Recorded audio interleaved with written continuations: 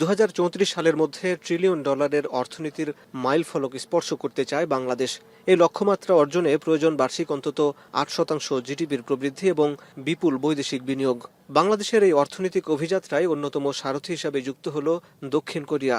যদিও 2023-24 অর্থবছরে দক্ষিণ কোরিয়ায় বাংলাদেশ প্রায় 491 মিলিয়ন মার্কিন ডলারের পণ্য রপ্তানি করেছে। বিপরীতে কোরিয়া থেকে আমদানির পরিমাণ 902 মার্কিন ডলার।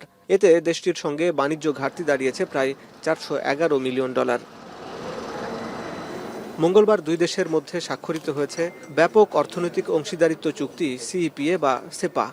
সেপা চুক্তির আওতায় দক্ষিণ কোরিয়ার বাজারে বাংলাদেশের 97% পণ্য ও সেবা অগ্রাধিকারমূলক শুল্ক সুবিধায় প্রবেশাধিকার পাবে। বিশেষ করে তৈরি পোশাক, চামড়া এবং পাটজাত পণ্য রপ্তানির ক্ষেত্রে এটি বাংলাদেশের জন্য বড় ভূমিকা রাখবে। বিনিময়ে দক্ষিণ কোরিয়ার 87% পণ্য বাংলাদেশের বাজারে বিশেষ শুল্ক সুবিধা পাবে, যার মধ্যে রয়েছে নির্দিষ্ট কিছু কৃষি এবং প্লাস্টিক পণ্য।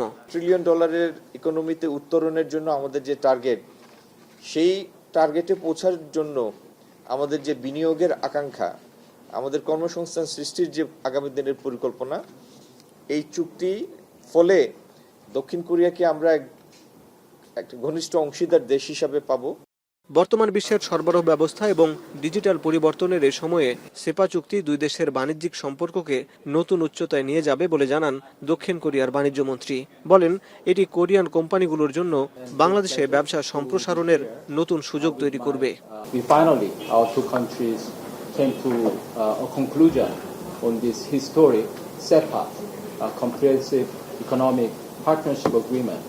And I think my counterpart, the leadership of Minister Muqtadir, was extremely important and the major driving force to achieve this milestone today. And also the chief negotiators from both countries. সাংবাদিকদের প্রশ্নের জবাবে বাণিজ্য মন্ত্রী বলেন, তাড়াহুড়ো নয়, বরং একটি ভালো বাণিজ্য চুক্তি হয়েছে। আগামী কয়েক দশক এই চুক্তির সুফল পাবে জনগণ। কোরিয়া বর্তমান পৃথিবীতে 2 ট্রিলিয়নের একটা ইকোনমি।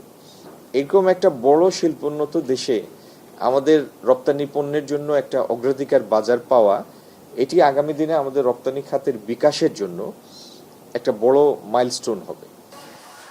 প্রায় 2 ট্রিলিয়ন ডলারের অর্থনীতির দেশ দক্ষিণ কোরিয়া। দেশটির বিনিয়োগ বাংলাদেশে নতুন কর্মসংস্থান সৃষ্টির পথ প্রশস্ত করবে বলে মনে করেন বাণিজ্য মন্ত্রী। তবে এই চুক্তির ফলে স্থানীয় মাঝারি ও ক্ষুদ্র শিল্প যাতে ক্ষতিগ্রস্ত না হয় সে বিষয়ে সতর্ক সরকার। হাসিব বিল্লাহ, এখন, ঢাকা।